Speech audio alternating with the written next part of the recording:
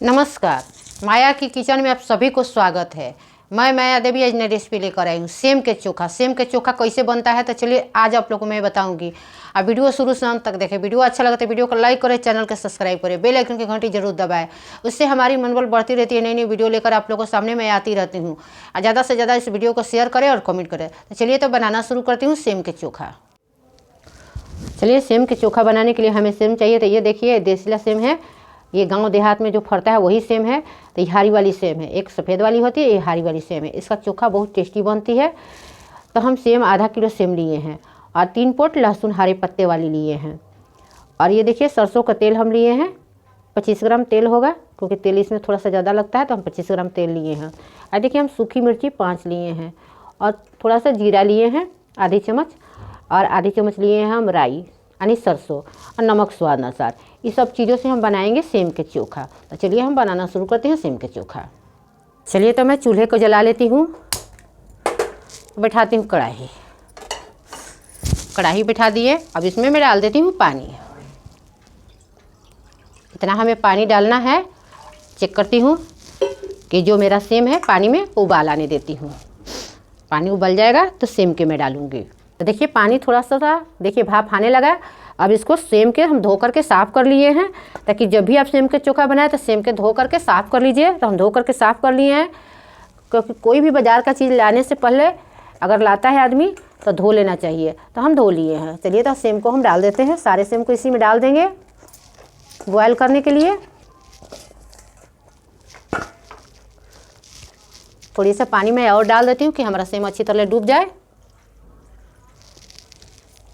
ये देखिए अब हम इसको ढक देते हैं, क्योंकि सेम को बॉयल होने तक इंतज़ार करती हूँ मैं।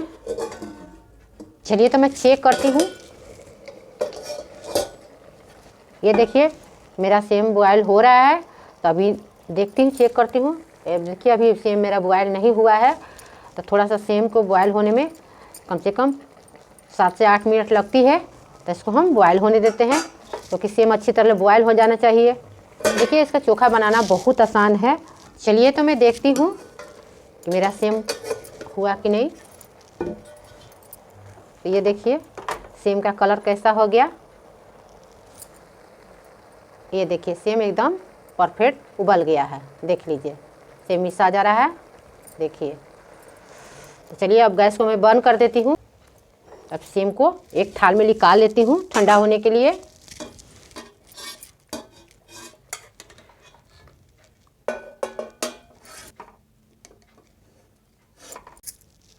तो देखिए हम सेम को पानी से अलग कर लिए।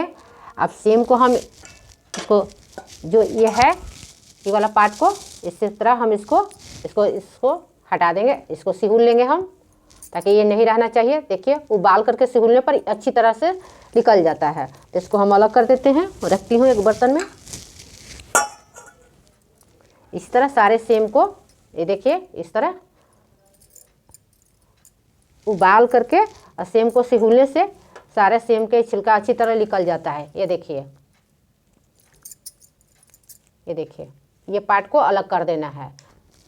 तो ये देखिए सेम को सारे छिलका को उतार लिए हैं। देखिए छिलका अलग कर लिए हैं और सेम को हम अब इसको मसल देते हैं। अब इसको इस तरह हम मसल लेंगे। देखिए और सेम का जो बीज है इसमें रहता है तो बहुत टेस्टी लगता है, एकदम बहुत अच्छा लगता है खाने में। तो बीज सहित बनाइएगा। ये सेम का चोखा खाने में बहुत टेस्टी लगता है।